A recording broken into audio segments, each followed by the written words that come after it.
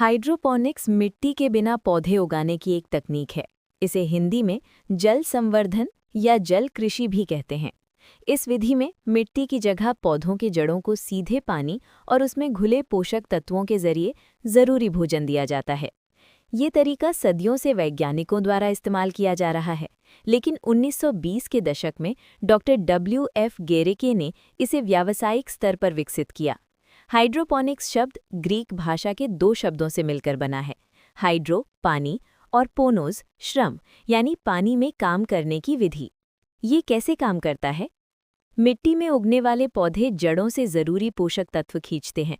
Hydroponics में भी यही प्रक्रिया होती है, बस मिट्टी की जगह पोषक घोल का इस्तेमाल होता है।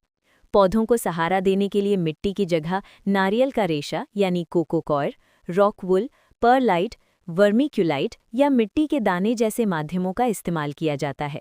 पोषक घोल में नाइट्रोजन, फॉस्फोरस, पोटेशियम जैसे सभी जरूरी तत्व नियंत्रित मात्रा में मिलाए जाते हैं। मुख्य प्रणालियाँ। हाइड्रोपोनिक्स की कई विधियां हैं, जिनमें से कुछ मुख्य ये हैं। प्रणाली, संचालन, खासियत। बाती प्रणाली, निष्क्रिय, पोषक घोल बाती के जरिए जड़ों तक पहुंचता है, सबसे सरल और बिना बिजली के काम करता है। गहरे जल संवर्धन, सक्रिय, पौधे एक तख्ते पर तैरते हैं और जड़ें पोषक घोल में डूबी रहती हैं। ऑक्सीजन के लिए एयर पंप जरूरी है। पोषक फिल्म तकनीक, सक्रिय, पोषक घोल की पतली फिल्म जड़ों पर लगातार बहती रहती है और वापस जलाशय में इकट्ठा हो जाती है। एरोपोनिक्स, सक्रिय, जड़ें हवा में लटकी रहती हैं और उन पर पोषक घोल का स्प्रे किया जाता है। ये सबसे तकनीकी विधि है। ज्वार भाटा प्रणाली, सक्रिय, ग्रो ट्रे को पोषक घोल से समय समय पर भरा और खाली किया जाता है। फायदे और नुकसान। इस विधि के कई फायदे हैं, लेकिन कुछ चुनौतियां भी हैं।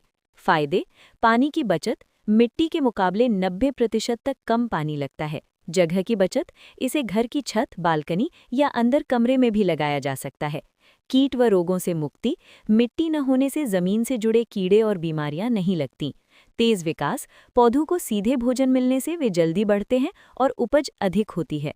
नुकसान: शुरुआती लागत, इसे लगाने में सामान्य खेती से ज्यादा खर्च आ सकता है। तकनीकी जानकारी, पोषक घोल के पीएच और ईसी स्तर को संतुलित रखने के लिए थोड़ी समझ और देखभाल चाहिए। बिजली पर निर्भरता, कई प्रणालियों में पंप और टाइमर के लिए बिजली की जरूरत होती है। क्या आप उगाना चाहते हैं? लगभग कोई भी पौधा हाइड्रोपोनिक्स से उगाया जा सकता है। शुरुआत के लिए पत्तेदार सब्जियां, लेटस, पालक, जड़ी बूटियां और स्ट्रॉबेरी अच्छे विकल्प हैं। अनुभवी लोग टमाटर, खीरा और शिमला मिर्च भी उगा सकते हैं। अगर आप हाइड्रोपोनिक्स शुरू करने में रुचि रखते हैं, तो सबसे पहले एक छोटी और सरल प्रणाली जैसे कि बाती प्रणाली या गहरे जल संवर्धन से शुरुआत करना अच्छा रहेगा। बाजार में शुरुआती लोगों के लिए तैयार किट भी आसानी से मिल जाती है। क्या आप इस तकनीक से कोई खास सब्जी या फल उगाना चाहते हैं?